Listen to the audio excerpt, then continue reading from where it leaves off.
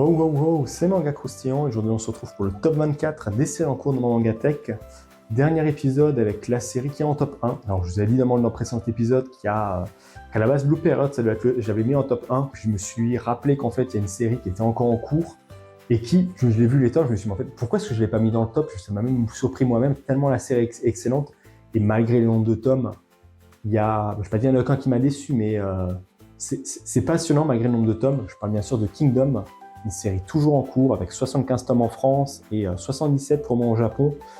L'auteur avait annoncé quasiment une centaine de tomes, 150 tomes à peu près, vu comment ça part un petit peu pour le moment. C'est l'histoire de Shin, un soldat à peu près, on va dire ça. C'est pas forcément un soldat, un paysan, en tout cas un mec qui n'a pas forcément trop de réputation tout début de la série, mais qui de fil en aiguille va être confronté, va avoir un destin assez particulier. Il va rejoindre un peu le roi Sei, qui va être au début chassé de son trône, il va essayer de l'aider pour reprendre un peu le pouvoir. Et le rêve du roi, c'est d'unifier totalement la Chine, et il va être aidé par Shin, qui va rejoindre un peu son armée, qui va grandir au fur et à mesure, au fil des batailles, pour devenir le plus grand général sous les cieux et pour conquérir un petit peu la Chine par l'aspect de la guerre. Pourquoi est-ce que c'est mon top 1? Je l'ai dit un peu avant, on est 75 tomes. Je veux dire, il n'y en a quasiment aucun qui est mauvais. La série, même après 75 tomes, elle devient toujours aussi pesante sur, par exemple, Luffy ou même les batailles qui sont d'une...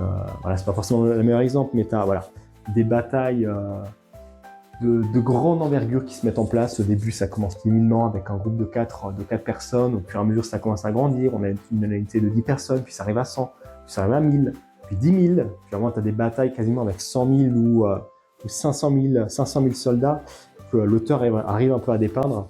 C'est peut-être un peu gore, là je tombe sur une page un peu avec là où il y a un peu de sang, avec des décapitations et tout ça, mais c'est jouissif. Je pense que beaucoup le diront un peu, Kingdom c'est une série qui se lit, qui mérite la découverte, qui est certes longue effectivement, mais qui clairement, en le lisant, tu l'oublies pas. C'est une bataille, tu fais partie de l'unité Ishin aussi, tu rejoins un petit peu le bataillon qui se combat là-dessus et qui clairement fait partie des séries en tout cas que je ne regrette absolument pas et je suis très très content d'avoir découvert. Peut-être le seul bémol, c'est que la série est quand même assez longue, donc si effectivement vous voulez commencer maintenant, vous avez du retard, parce que Emiad qui est sorti une nouvelle édition, donc vous avez peut-être même l'occasion de découvrir avec une nouvelle édition et des pages en plus grand format et même des anecdotes de l'auteur.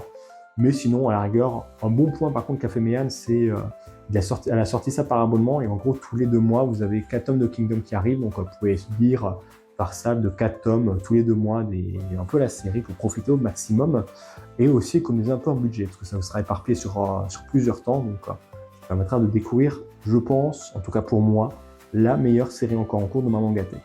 Il y en a d'autres qui valent aussi le coup, mais clairement celle-là c'est la série, il y a un nouveau tome qui sort, je sais que je l'achète, je sais que je le lirai et je sais que je vais passer un très bon moment. Et toi, t'en penses quoi?